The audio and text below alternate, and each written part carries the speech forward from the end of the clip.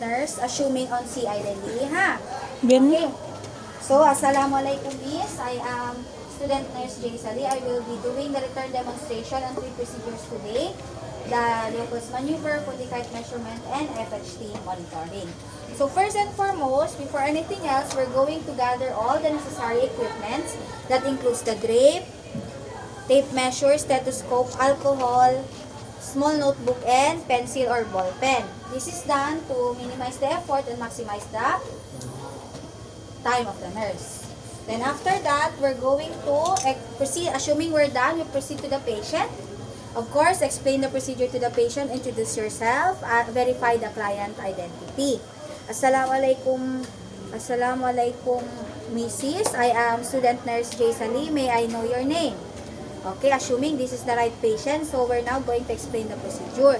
So, ma'am, biyaon, mag-perform ako kayo mo, Leopold's maneuver, Fundicite measurement, FHT monitoring. Ang tala kita ba?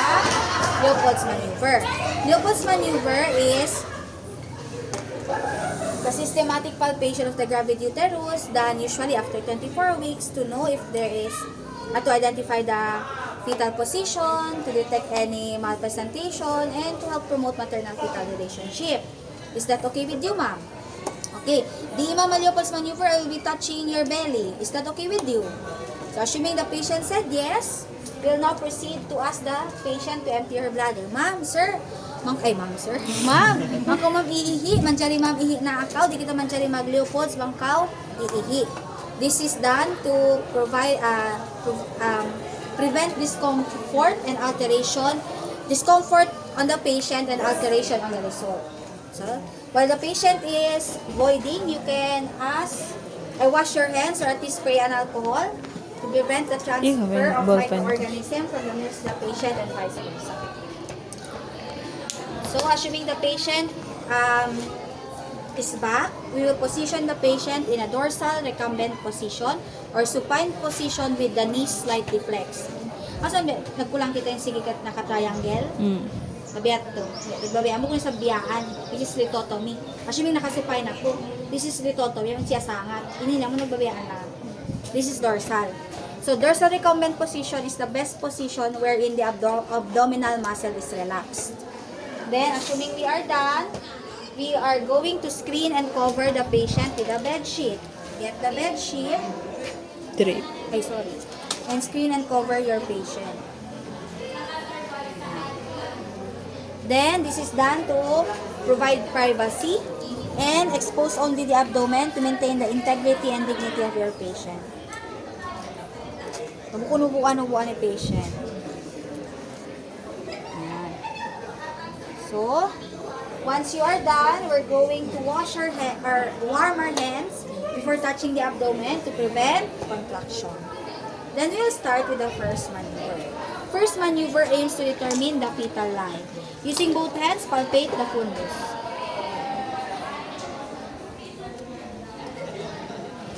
Okay.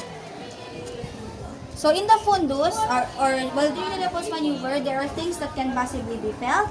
If it's hard and round, meaning the head. If it's soft and symmetric, meaning the buttocks. Bony prominences and irregularities, meaning fetal parts and extremities. And hard resistant surface, meaning fetal part. Okay? So, assuming we are done with the first maneuver, we proceed to the second maneuver. Put both hands on either side. Apply pressure on one side and palpate on the other side. From upper to lower. This time, nga taas pa ba? Then repeat it as much as you want. Then do it on the opposite side. Okay. So here, it aims to identify the location of the fetal back to know where to auscultate. Then after that, we proceed to the third maneuver, which aims to validate the finding of the first maneuver, identify the fetal presentation and engagement. Using your thumb and 2 fingers, grasp the lower abdomen. Palpate. So upon palpating, you recall what have you felt on the first maneuver. Assuming on the first maneuver, it's soft and symmetric, and here it's hard and round. It is correct. If it's incorrect, go back to the first maneuver. But if it's correct, proceed to the presentation. So since this is the head, that is the buttocks, meaning cephalic presentation. Then after that, gently push. If it moves, meaning not engage. If it does not move, meaning engage. If it not engage, end the assessment. If it engage, proceed to fourth maneuver. So assuming it is already engaged, I proceed to the side. Okay? Using the first 3 fingers of both hands, slide to the direction of the pelvic inlet. And note for obstruction.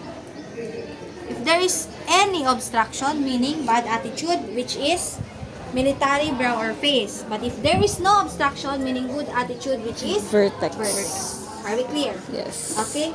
So, that's for the fourth maneuver. Then the last step is tell the finding to your patient. So, ma'am, based sa Leopold's maneuver ko, your longitudinal your lie is longitudinal, fetal back on the left side.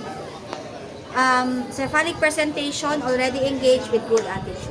Proceed na kita, ma'am, pag fundicite measurement. Assuming the patient said yes, so ma'am, fundicite measurement is the vertical measurement of your belly from the symphysis pubis to the top of the fundus. It helps us estimate the gestational age, to know if your belly or your baby is developing normally, alternative for ultrasound. So get your tape measure, make sure you're using the centimeter, measure it from symphysis pubis to the fundus, assuming this is the fundus. So 27 centimeters. So the normal is, after 24 weeks, the centimeter should be the same with the number of weeks, or higher or lower 2 centimeters. Then landmarks, we have landmarks for symphysis pubis 12 to 14 weeks, umbilicus 22 to 22 weeks, 20 to 22 weeks, xiphoid process 36 weeks. After 36 weeks, it will decrease 1 centimeter per week. Then after that, we're going to tell the indications for too large and too small. Too large, miscalculation, babies bigger than average, fatty stomach, constipation, and polyhydramnios. For too small, miscalculation, petite body type, baby smaller than average, and oligohydramnios. And after that, we're going to tell the finding to your patient. Ma'am, your fundicite measurement is 27, and that is correct because based on your records, you are 27 weeks. Okay? Then after that, we proceed to the FHT monitoring. So FHT monitoring, ma'am, is done to know the condition of the fetus if the baby is not in fetal distress. Okay, so after that, ascertain the presentation and position. So assuming in CI, back at the left side, presentation is breech. Where am I going to auscultate? Upper left. Upper left or left upper quadrant. So in left upper quadrant, this one. So I'm going to get my stethoscope. Make sure to warm it first to avoid contraction. So if the uterus is contracting, use the bell. If not, use the diaphragm. Assuming it's not contracting.